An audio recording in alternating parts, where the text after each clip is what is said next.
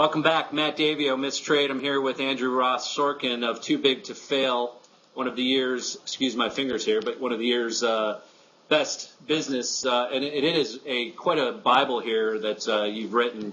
Thank you, Matt. Lengthy and in detail. Thank you for coming on this holiday season here. Happy Hanukkah, Merry Christmas to all, and thanks for coming on. I appreciate it. Thank you for having me. I really appreciate it. So, Andrew, you've got quite a, for such a young man, and you're in your early 30s, from what I can gain from different perspectives. You got starting into writing, and I want to get a little bit into you as a person before we get into the book. You know, how did you as a high schooler start working for the New York Times and then Business Week and then finagle your way into that deal? I mean, how did you know from such a young age this is what you wanted to do? A lot of finagling, I think, is right. You used the word finagling. That's what it was. It was literally just trying to get my foot in the door constantly. And in this case, I was 18 years old. I always wanted a chance to work at the New York Times. I did get my foot in the door, literally to Xerox and staple for a guy named Stuart Elliott, who was the advertising columnist. And it all went from there. There was a woman who actually had no idea how old I was at the time. I was in the building, had my suit on, must be doing something right. She overheard me talking about this thing called the Internet, back when we would write, modem, comma, a device that transmits data over a phone line, and that was sort of the moment at the time. And she assigned me a story, and it went from there. So I started writing actually about technology back then. Did a very brief summer at Business Week, and then when I was at Cornell, was writing about business news. And when I graduated, I'd spent a little bit of time at the London School of Economics in London. When I graduated, they sent me back to London and said, hey, could you cover British business? This is in 1999, the height of the M&A boom. Deal making was going like crazy. And I always had a decent knack for getting people to tell me things they weren't supposed to say. So we were able to break some big deal news, and I did that a couple years ago. As I recall, as a person involved in markets from myself actively, really going back to the mid let's say 93 to 95 is when I started getting involved actively myself. I mean, you broke the Chase JP Morgan deal, right? HP and Compaq, I believe, were on your those were some docket. Those were some big fun ones, yes. Vodafone. The biggest, still $180 billion. We haven't beaten that just yet. So those were the days. So let me ask you, 99, as you said, this was the heyday for deals, and it was also the Internet time. So you had two things merging together in the cycles that come in markets. We saw the same thing in M&A activity in the late 80s. And, what was it about the deal making, the M&A business that intrigued you as a young man? Because, was it a movie? Was it Wall Street, something like that got your juices flowing? And I thought of it as the new politics at the time. I thought of it as, to me, it was dramatic. It had all of the different sort of analytical dimensions that I liked in terms of, I liked the math of it in some cases, but I also liked the personalities. Yep. And in a way, I thought of this as a human drama. All of these transactions, because they're both driven by human beings with all sorts of different, very interesting motivations. And when you can get behind the scenes and get inside the boardroom, boy, does it get interesting. And then on the other side, it's a human drama in that it impacts people, and not just the people in the boardroom who are in some cases lining their own pockets depending on the day, but on the employees. And what does that mean? What does that mean for some of these industries at the time in particular were being redrawn? The entire landscape was changing, and it created this sort of domino effect that really was shifting the entire business world. And to me, that was fascinating. So 96, you're cutting your teeth at Business Week. You spent some time in London. Did those experiences lend to you getting this opportunity in 99? Oh, absolutely. I mean, I think all of this led to 99 in terms of me being able to hone and learn really, A, how to write a story, and B, how to report a story, how to find those people and get them to tell me those things they weren't supposed to say. And how to create those relationships. I mean, part of what I do on a daily basis is it's a relationship business. I'm having to go out and find people who are on the street or in particular jobs, and in a way trying to get them to become sources. for some of these stories. And talk about that a little bit, because that process, I think a lot of that fruit that you're bearing doesn't come from, as you said, one initial phone call. Right. It's building that relationship. So again, I think as in all business, it doesn't matter whether you're selling washers and dryers with GE or financial services with JP Morgan, it still comes down to your relationship with the customer. Right. And you've got you've got a couple different customers in that you have to satisfy your boss, you've got to satisfy your reader, and then you've got the customer, as you said, kind of your sources of information. So you've got a number of customers and relationships that you need to handle. That's not something, I think that probably most journalism, and what did you study at Columbia, or Cornell, excuse me? I ended up being a communication major in the end, so hopefully I learned to communicate, if anything else. Though I took economics and can do a DCF model with the best of them, though I wouldn't tell you I do it happily. So again, but this is what I would find interesting, was that you didn't necessarily go to school to be in journalism or media, but you've ended up there. So what was it about your youth growing up that kind of, were you a social family? Were you with a family that really? Oh, that's a good question. Funnily enough, I would tell you, I hated newspapers as a child. I wouldn't tell you I loved reading, and I'll tell you one of the reasons I didn't like newspapers. My father used to read the New York Times every day, and every Sunday he would spend hours with it. And I think I always almost resented the newspaper because I wanted to go out and play baseball, and he wanted to read the newspaper. Right. I don't know. I was always fascinated by media. I watched television. Probably my mother would tell you I watched too much television. But I was not just fascinated in what was on it, but how it was produced. Yeah. I remember being very, very young. My mother had gone to college with someone who was a producer on Good Morning America, and I remember as a child going to visit the studio and thinking that was like the coolest thing that had ever happened to me in my entire life. So maybe then Excuse me? Behind the scenes. I thought maybe I wanted to be a producer, a television producer or a news producer or something. I didn't know, but media was always very important. Neither of my parents are in any of these businesses. My mother's a playwright. My father's a lawyer. So it didn't come that way. But. So clearly, playwright and lawyer, you've got a little gift of communication. Both obviously do it for a profession. Right. Yes, that's true. That is true. I'll give you that. And what about siblings? You have brothers and sisters that? I have a sister who's probably the smarter one in our family, or the smartest one of the family. She's 3 years younger than I am. She went to Wharton. She's actually gone into the financial business. She helps manage a REIT fund. Okay. A smaller fund these days, given what's happened to that market. So that's kind of interesting. She's in the real estate investment business. Yes. So after you're involved in the M&A business early on, 99 peak times. Right. Would you say again? Obviously you hadn't been through cycles. Would you say that you kind of saw what was happening because of the M&A angle, even though you were early in your years of covering that? It's hard to put it against perspective. But did you think that was going to continue to last in 99, 2000? And then we started to have the break there in 2000. Was this something that you were hearing from your sources? Oh, I think I was right. No, I think that by the end of 99, I was pretty cognizant that this was a very special time and that it could not last forever. I'm not sure I appreciated how it would fall apart, how viciously it would fall apart, how quickly it would fall apart, and what the ramifications were, because I had not experienced anything like that.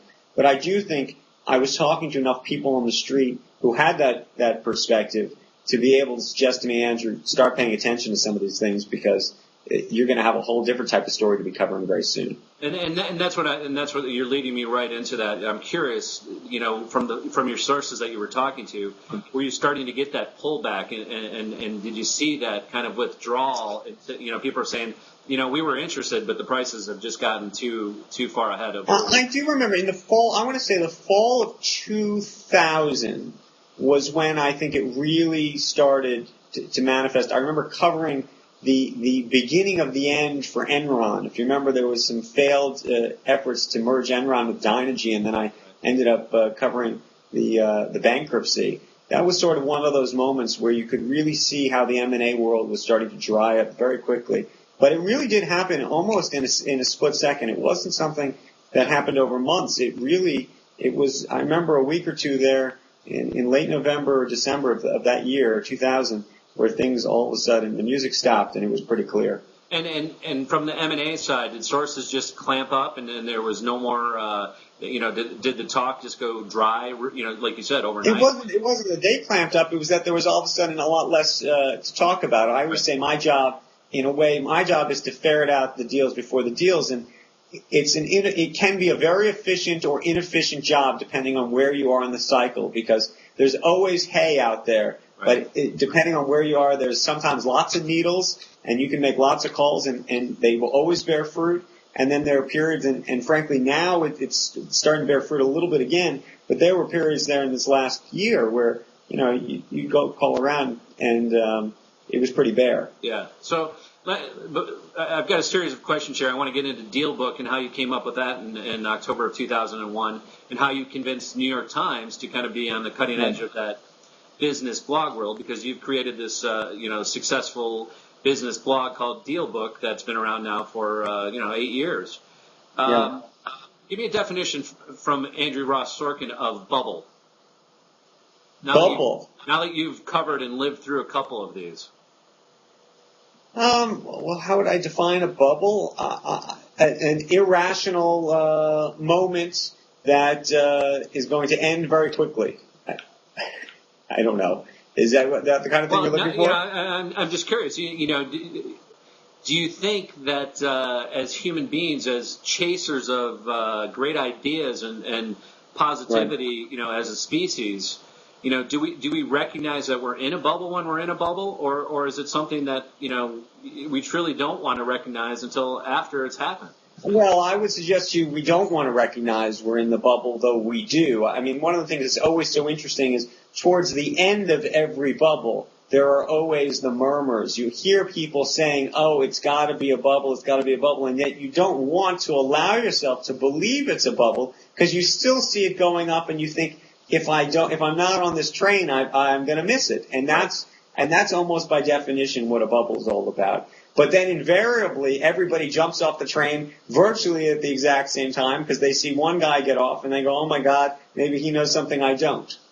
Right. So again, 99, you go through one, 2000, right. 2006, 7, 8, the whole credit story starts all over again. Which is why you've written this book. Right. And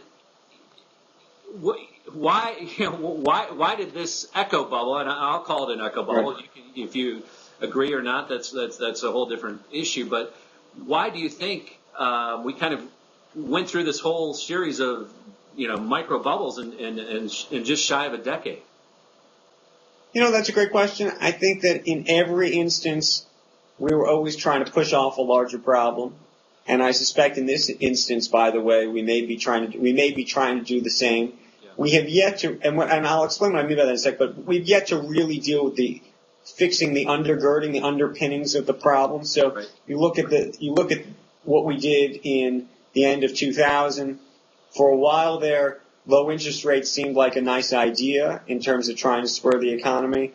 I think you can argue now, obviously, that those rates were kept too low for too long. But again, I think that's part of how do we reinflate the system, right? It's always about, in a funny way, you talk about bubbles, it's always about how do we reinflate the bubble? And the question is, how big does the bubble become? Because depending on how big it gets, that's going to be how big it pops. And so I think we in that case reinflated.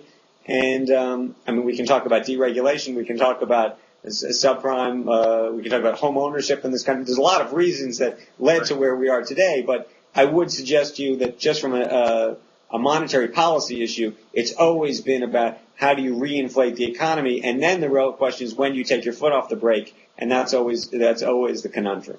And I agree with that, and I think really the last 10 years has become, taking the foot off the brake has become the problem, so to speak. Right. Is that I don't know if we took it off well enough to we had 9/11, obviously that came in late '01 after we were kind of coming to that.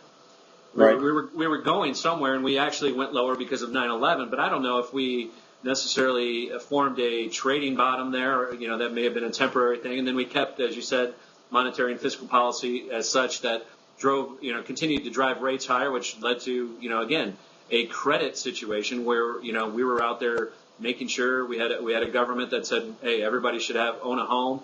And, I still contend, and I'll ask you this question, do you think that the home ownership society actually created a burden for this country in a lot of ways because it kind of squelched a lot of mobility and ideas, putting people into loans that maybe they couldn't afford? Oh, I think there's no question that played a huge role, not only in the mobility issue you're talking about for many Americans, but just as importantly, played a huge role in driving the type of leverage that ended up cratering the system from the Wall Street side. So there's two sides to this, right? Right. There's sort of the end user, and do it like this. There's the druggie and the drug pusher. Right. In the end, it was bad for both. Yep. And got everybody in trouble. So again, with the too big to fail idea, which is a great title for the book, by the way. Thank you. I mean, do you You should know, by the way, my publisher didn't think that was a great title. For the entire year that I was writing the book, they kept saying, by the time we come out with this thing, you'll come up with a better title. So anyway, well, this is where we were. Why was it why did you come to that title? I'm curious. Oh, because I thought of it in two ways. I thought, A, it represented the institutions, but I also thought, and really think about the book as much as anything else, as a human drama. Right. And so I thought of the phrase too big to fail as actually how many of the individuals who were the protagonists of the book actually felt about themselves. Many of these people thought that they were too big to fail, and I would argue that was as big a problem as the actual structural issues that we're talking about now. Right. And there were definitely a lot of major power figures, and as you suggested earlier, most of them, with the exception of maybe Dick Fuld and some of the people in Lehman, have really stayed in power. So going back to your original suggestion that not much has changed. So did these guys know that they had the power over the government controls that, hey, listen, if we go down, we all go down, so we're going to press this as long as we can and as hard as we can. And now here we are, a year and change from Bear and Lehman failing, but yet what has changed fundamentally? I've been saying this a lot, but the sad part is I don't think much has changed at all. I mean, I really don't think much has changed. Leverage has come down somewhat, but obviously that's not because of regulation. And I imagine, by the way, if there are no rules put on that issue or on capital ratios going forward, we will be back to where we were in a couple of years from now. To me, the sort of sadder part, especially as I was reporting this book over the past year, was actually how the ethos and culture hadn't changed. I had imagined after such a cataclysmic crisis that the tone on Wall Street would change. You'd read these stories at that time saying this was the end of Wall Street. Right. And it really hasn't been the end of Wall Street at all. Greed is good is still a mantra that is held dear. And I do believe that. And I think that's almost a sad reality of this. The other part is the regulatory system. As I was writing this book, one of the things we kept worrying about, that I was worrying about with my editors, was, I said, by the time this book comes out, there's going to be massive regulation, and we're going to have to change the epilogue. How are we going to deal with this news? Right. Well, here we are, more than a year and a half later. The book is out. Nothing has happened, right? I mean, we have some proposals on the table. I don't know how far they will ever get. Right. I think the farther you get away, by the way, from the crisis, the harder it is to get any type of regulation with any teeth. So it's really actually, at some level an opportunity squandered, to the extent that you actually did believe that rather than kicking the can down the curb, as I think we've done after all these micro bubbles, that we could have actually changed the system. And I think, again, we're just reinflating. Do you think the Fed is as powerful as sometimes the press makes it to be? Oh, I think the Fed is enormously powerful. I think monetary policy both in terms of setting interest rates, is one of the it's like having your hand on the steering wheel, right. And there's no one else can control it. I mean, there is a sort of a godlike power to being able to deal with that. But the other thing that the Fed is actually, and the Fed's been very creative, and almost has made itself even more powerful by all of the mechanisms it's found over the past year and a half, things that I think most of us didn't even think you could do in terms of flooding the system with cheap cash. And that's something that is, listen, it's something the President of the United States can't do. So right. Ben Bernanke does have an extraordinary amount of power. Now, that transition from Greenspan to Bernanke was kind of clunky. I think, in my opinion, you had a couple years, 05 through 07, where Greenspan was gone, but he was kind of still, people were still going to him, and his right. tone changed a little bit. Do you get into, what are your thoughts on that? That transition again was kind of strange.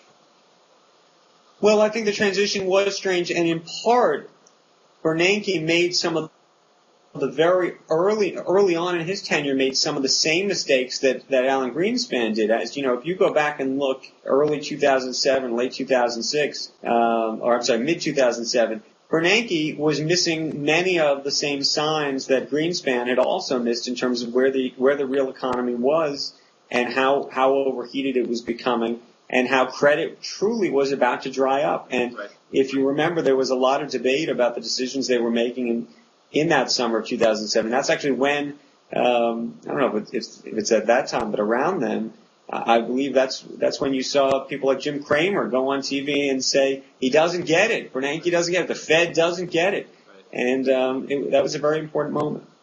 But the reason I'm talking about the Fed here, it's interesting because, again, a lot of people have gone back to Greenspan who, now has kind of changed it, is kind of trying to rewrite history a little bit in his tone and the way he's, right. Dealt with some of those questions from the past. And now you have guys, like Paul Volcker, who were kind of instrumental in the fall of 08 and being involved. And it seems to me like they've been pushed out a little bit. And he's kind of taken a more aggressive stance as he did, say, in the 70s when he was the Fed chair. And, people are kind of trying to push him aside now. Do you see that? I definitely see that Volcker is being pushed aside. I would suggest to you the reason he's being pushed aside, frankly, is because he's coming to the table with probably some of the most independent and unique viewpoints about how to approach this. He does want to change the undergirdings and underpinnings of Wall Street. He does want to reinstate Glass-Steagall. He wants to separate the commercial bank from the casino, if you will. Yep. And that, I think, is it's not that out there of a thought, given that people are talking about that almost regularly in London and elsewhere in Europe these days. But in the U.S., and I don't know if it's the lobbyists or if it's the group think or what have you, there's a sense that is, a third rail that you just don't touch. And I think as a result of that, at some level, he has not been able to get the seat at the table that I think many expected him to have. Yeah, it's interesting because I was actually, again, I agree with you on some of the regulation. I'm not about... I surely believe in free markets, and I don't want overregulation. But I think some of the pain that needs to be taken is a healthy thing. Always, I mean, we were able to do that. I think in the 70s pretty quickly. He raised rates pretty fast, and people were. I remember my parents were buying a house in '76 when interest rates were 18.8 or whatever they were. It was a tough time, and I grew up in Detroit where it hit hard. The oil crisis. Right. Higher interest rates, all these things. So, I mean, there's no doubt. I think that, one of the ways you get rid of some of this pain is to obviously raise interest rates and also slop up some of that excess money that's been printed over the years. So, right. As you said, we had this huge, sometimes 45, 50 to 1, investment bank leverage situation. And now, has it really come down that much? I mean, I don't know. And is the Fed's statement recently signaling anything new to the equity markets, or is it just another recapitalization of the same old banks? I think. The sad part is it feels like a recapitalization of the same old banks. I think the great challenge for Bernanke over the next 12 months is going to be both how he takes his foot off the pedal in terms of the cash that's already been pushed into the system, how he can take that out in a meaningful way without really slowing things down, and then when he's going to start raising rates. He's going to have to. Obviously, we haven't seen inflation yet, but you have to imagine it's coming. Well, the bond, again, this is, from a trader's perspective, you're starting to see the bonds over, especially the last 3 weeks. It really signaled a change on that jobs number here early December. The bonds have started to turn. I mean, we're still in a range, I would also agree, but we've gone from we tested the low of 3.2 on the 10-year. Today we're trading up almost about 3.8 again. So we're pressing to that top of that range that we've been stuck in. I think the bond traders, are always smarter than the equity guys, and interest rates seem to be climbing. What do you think that does from a tightened lending perspective and from an M&A perspective? You said deal flow is starting to pick up, but it's got to be the financing that's difficult right now for the big guys on the deal side, just as it is with the consumers. Well, I think there's two pieces to it. One is M&A is a confidence game. It's something that people don't think about enough. But if you literally were to take the S&P over the past 20 years and map it over deal volume, it almost tracks identically. And what you're really looking for is periods. There's high activity at the very highs and not usually at the lows because people aren't sure where things are. As confidence comes back in the system, boards, CEOs, the corner office, they get more confident about their own business. They feel like they can do something. So, in a way, just the confidence that's been reinstilled into the system, I keep hearing that we're going to be seeing a lot of activity come January, February. I actually do believe we will see some of that. Some of it's going to be stock for stock deals, by the way. We may see some of that coming back, which goes to your lending issue. But I also will tell you that on a relative basis, there's much more access to credit than there's been in the past year. So if you thought you had a shot, you go for it now. And I agree with you. I actually think 2010 is going to be the year of maybe some surprise IPOs, whether it's Facebook, Twitter, Yelp, somebody like that. I think it's going to, again, be in that social media area. And, what are your thoughts on social media on that end? Because obviously, again, you talk a little bit about 2001 when you started DealBook, and that's still going. You're pretty early on that side of, I guess you would call the blogosphere. People like me have kind of followed. I started blogging, I don't know, 02, 03. And, it was an outlet and a way for dissemination of information. You're on the cutting edge of that. Where do you see that going, the whole social media and markets? Well, I actually see a comment. I see them actually coming together for the first time, which is to say that it's been, DealBook was started 8 years ago, but I'll tell you, we have not really taken advantage of social media and the markets. It's still been almost a separated group, if you will.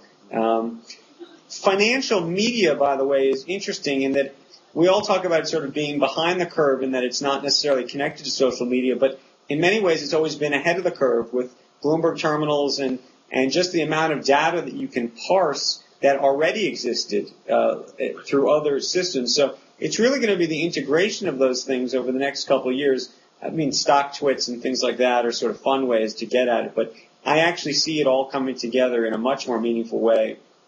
Give me platforms. Give me some ideas of some things that you see that are going to happen. I'm curious because I fully agree with you. Again, I think it's going to be very, very powerful. And Wall Street, because it is an information game, is I would contend also ahead of the curve in many ways. Well, I'll tell you. So, for example, we're doing this thing, kind of over the net like this. I imagine that there are going to be analysts are starting to do this now, pumping out effectively video reports. Right. Quick hits. Good morning. I'm Andrew Sorkin from, ABC Bank. I'm the retail analyst. Let me tell you what I think this morning of such and such. Or, we just heard this news. And I think it's actually going to change the way things are reported. Some of these analysts and even investors may end up turning into reporters in their own way. I could see subscription-based news services services where that's being combined with professional news people. In some ways, maybe the cable networks that have been dominant lose their dominance. You're already hearing that Apple is planning to put together these kind of subscription-based services over the air that disintermediate, if you will, the cable provider. So I think the TV component is interesting, but I also think the mix of information, the speed of information, we're already seeing that, is only going to get faster. Well, you're on Twitter, you're on Facebook. I mean, do you use these tools? Do you think you use them effectively? Are they things? I don't think that I use them effectively in the market context. I found them to be very effective in terms of sort of crowdsourcing, finding little pieces of information, trying to get at a piece of information from a reporting perspective a little bit. Part of the issue with the kind of thing that I do is in some ways I'm looking for information that most people, if they're going to share, don't really want to have recorded on their Twitter or Facebook page. Right. So it's a little more clandestine than that. Right. But I do suspect you're going to see more of that. I'm actually surprised we have not seen an inside trading case over Facebook or Twitter yet. But I imagine, given the sort of resources that people have available to them, it won't be too long before we do. Yeah, I would agree with you. I'm surprised myself because, I mean, what's different? What's different between now and any of the Tokyo Joes of the late '90s and those types of guys that were out there using messaging boards to front run little small stocks or whatever it may be. So yeah, I'm sure there's people out there trying it. They always will, but like you said, I'll tell you one other thing that I think is actually going to be a huge benefit, which is the efficiency of information online allows for correct information quicker. Right. So a lot of people have been saying, these blogs, they're awful. They put out rumors, it's all bogus, what have you. And I say, sure, that may be true. But the great news today is if a blog puts out a bogus piece of information and it's truly bogus, the ability to correct that information quickly and efficiently is so much better than if a newspaper put out a wrong story and you had to wait 24 hours to find out how wrong it really was.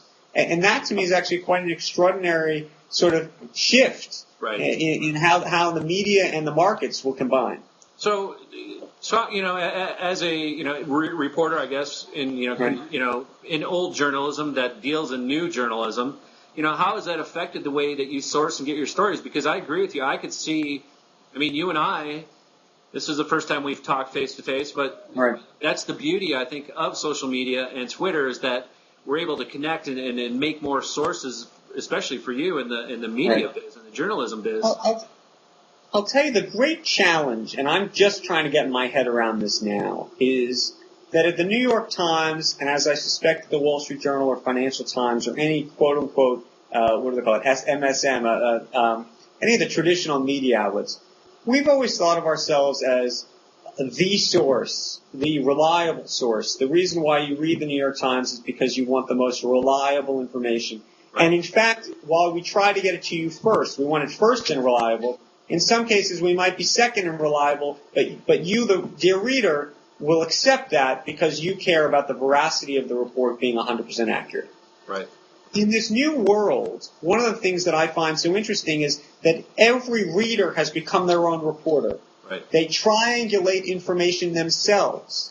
There is almost more value put on the news, whether it's right or wrong, so long as it's new. Right. Because the reader is prepared to go to 2 or 3 other places to say, okay, well, this is right, and this piece is wrong, and this is why it adds up, and you're seeing that, by the way, with how the Tiger Woods scandal unfolds. Right. There's one piece on CNN.com, then you go to ESPN.com to see what they have to say. TMZ's got a different take, and you go to all 3 because you're curious how they're looking at it. And for better or worse, in my case, worse, I suspect, that makes it very difficult if you were just supposed to be in the business of fair and absolutely accurate information. Yeah. Because it means that there's this entire other market of less accurate information that people seem to find just as acceptable. Right. Well, in many ways, TMZ broke that old Tiger Woods story and continues. And even I've seen some Taiwanese, sources that are amazing in reporting and the facts they've been Right. able to garnish. So, and a lot of people are quoting them, even in the mainstream media. So it's interesting how. I agree with you. It's, like you said, I as a reader will read your stuff and I'll go look, 3 other places and say, all right, where's the angle here for me, as a trader, as an investor, and use that information. And it's so powerful to have those many sources coming together and kind of, as you said, we ourselves become journalists in a lot of ways. So it's an interesting perspective that you laid out.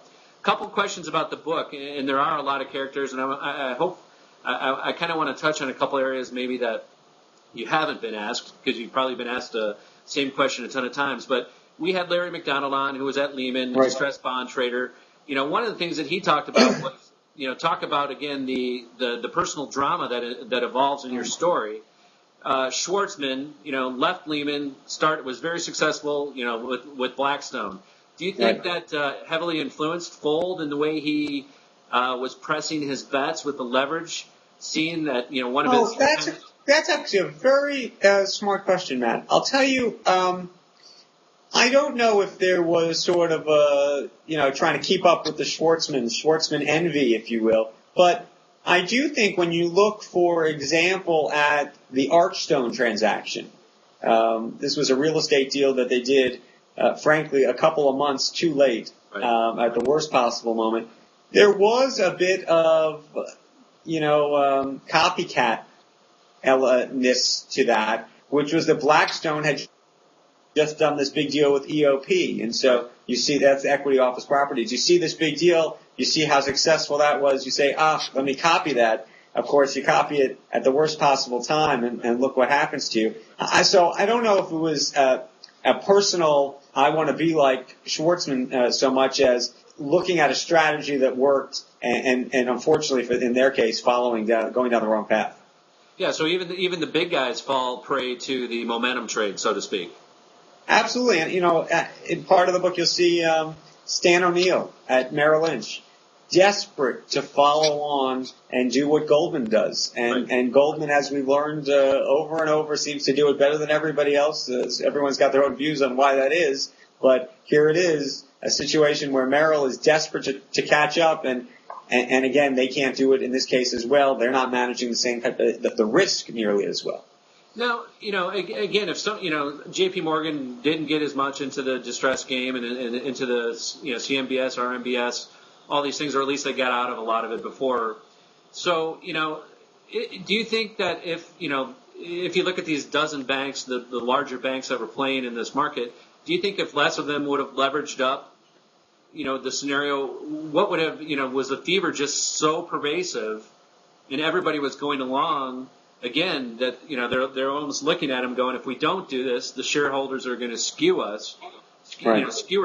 And if we do it, we're going to be backed by, again, the too big to fail.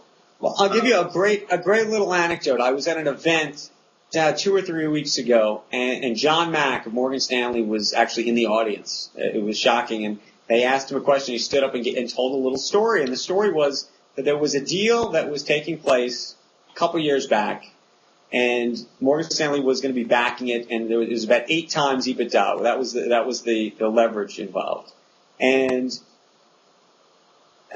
all of a sudden the other banks or that were going to be lending, and the client said they really wanted to do it at 10 times, and Mac apparently at that point said, you know what, I don't want to do this deal, and actually took himself out of it and thought that the others might take themselves out of it too. Right. But what he said, the punchline of the story was, he said when he turned around 2 or 3 days later, it wasn't at 10 times anymore. I think he said it was at 12 times all of a sudden, and somebody else had taken his spot happily. Right. And so there is an element to, if I don't do it, somebody else is going to do it. And if they're willing to do it, why are they willing to do it? Am I being? This goes back to jumping on the train ahead of the bubble and feeling like you're missing out. So. Well, but again, this goes back to, I think, a common theme in your book is the egos are so big such that, hey, I'm smart, he's smart, but I'm smarter than him, and him put together, And I know that this game is a game, and I know that it is musical chairs, and I know that I can outlast or get the chair before they do.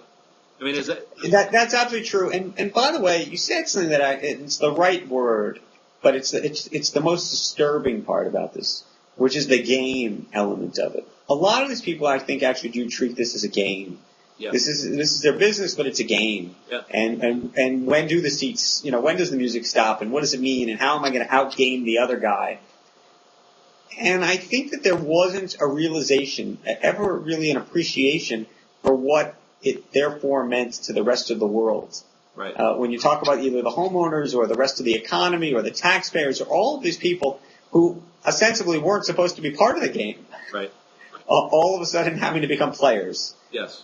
And I think that should have been the great realization, and that should have been the great lesson.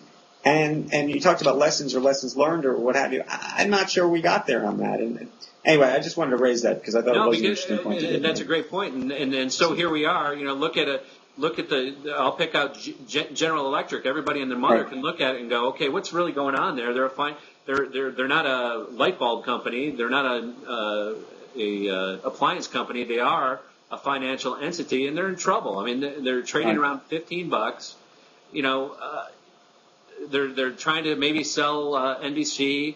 They're trying to raise some cash. You got any insight there? Anything that's going to change there, or is the oldest, most staid product in the S&P, having some difficulties? Are we going to see some more financial pain in some of these companies here in the next 2010 and 11?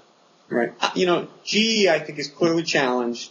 One of the great revelations for me as a reporter, and I did not know this going into the book, was actually that after Lehman had gone down and we had put $85 billion behind AIG, there was a view that Morgan Stanley and Goldman Sachs might actually be next. But it was actually that after that, General Electric was going to go bankrupt. Right. I mean, that's where this was going. Yeah. And there were a whole host of calls between Jeff Immelt, the CEO of that company, and Hank Paulson, which was shocking. But in terms of looking forward on GE, I'd suggest to you that I think they're trying to get their house in order. I do think the NBC deal, I don't want to contend to you it's a great deal for them, but in terms of bringing them some cash and a little bit more flexibility in terms of lowering their debt load and other things like that, I think it actually does improve their lot quite meaningfully. But you're absolutely right. General Electric is still a financial services company, and until they're able to either winnow that down or slice it in some other way, it's not going to be a very different business. How about the ratings companies? You got any thoughts on S&P? Ratings agencies. I'm surprised. I'm surprised we haven't seen any regulation, and maybe one of them forced out of business and kind of starting that business over again, so to speak.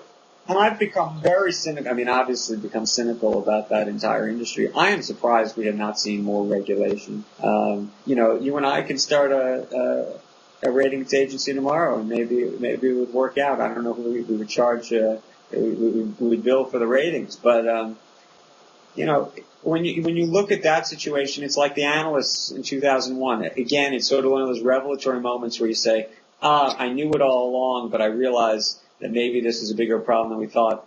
But then again, in this environment, and maybe it's because we're all so focused on healthcare, maybe we're focused on other issues, I don't know. It's shocking that we're not hearing more about that issue in particular. Well, I think so you just touched on three areas that I think really have gone through the same cycle. Analysts from the late 90s, accountants from the Enron WorldCom blow-up, right.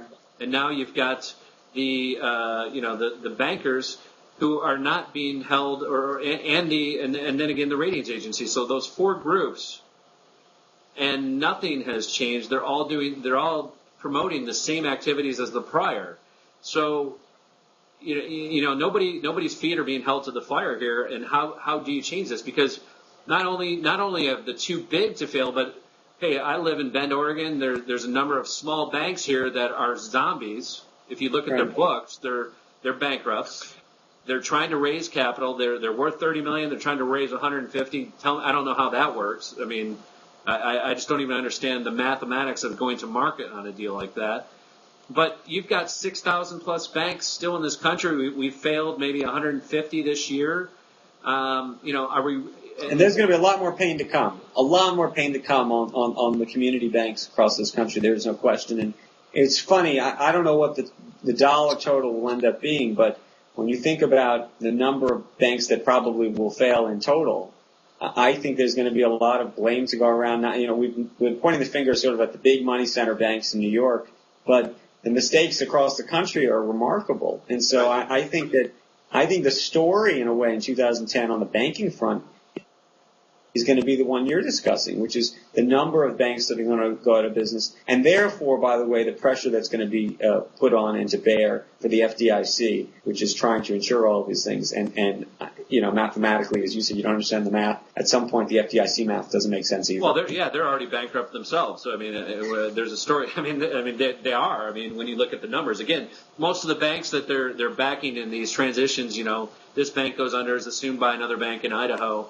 The FDIC is not putting up a lot of cash. They are taking the bad debt, if you will, and putting it into the 999 account from that who knows what that is. But it's a tough spot. But I think what's always made this country great, Andrew, is that having that normal cycle of competitiveness, failure. Bubbles and busts are good, but you have to let them bust, I guess. And so, any final thoughts? Right. Excuse me. My only thought on the bubble and the bubble bust phenomenon is what do we consider an acceptable bust? I agree with you. Every 5, 10, maybe 15 years, I imagine we're going to go through cycles, and they're going to be busts on one side and bubbles on the other. And the question is, what do we as a society think is an acceptable version of that? How bad can it get? Right. In this case, obviously, our politicians decided it was not acceptable for it to get much worse, and that's why they got into the bailout business. We can debate that one too. Yeah.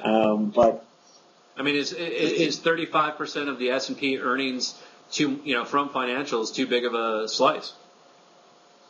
Well, I think there's no question in my mind that financial services became too big a part of GDP, too big a part of the S&P, too big, whatever you want to, it became too big. And probably for all the wrong reasons. I mean, when you think about the banking business, it again should be a business about clients. It should be a business about being sort of the back room, the engine of the economy, helping regular businesses make money, not helping themselves make money. And it got turned around. Yeah. The back room became the front room. Well, Paul Kudrowski, talked to him recently, and one of the things that he talks about is, the positive thing I think that can come out of this is that the larger private equity, the larger VCs are definitely going to go away, just like the larger banks should downsize. And I think they can get back to the business of doing exactly what you're talking about. As a banker, you should get to know your customers. And as a private equity, you should understand the businesses that you're investing in, not just looking for, hey, we've got $500 million, we've got to chunk out $50 million at a time. Maybe it's the $1 to $5 million type investments I think that this country really needs. I think there's, again, plenty of brain power, plenty of good ideas to go around, but that money is not kind of sloshing around in those areas. It's very top heavy. As everybody, again, we could debate this. It's very recognizable, but I think it's got to shift more to, we've really become a country of polars, haves and have-nots. The middle's kind of been sliced away. Right. No, I agree with you, and I don't know. And the middle's important. The middle's very important. I don't know how to fix it at the moment. So, you know what? Great book. Thank you for coming on. Too Big to Fail. Thank you for having me. On the top of my reading list this year. It's one of the best business books. And again, I'll tell you what I like about it, Andrew. It is a story of people, and that is what makes everything happen here. And it's not about one technique or another. It does come down to the deals and who you do business with. And I'm very glad that you put together the research and time to do this book. Thank you. It's a great book. I appreciate it. Thank you so much for having me. Happy holidays. Happy holidays.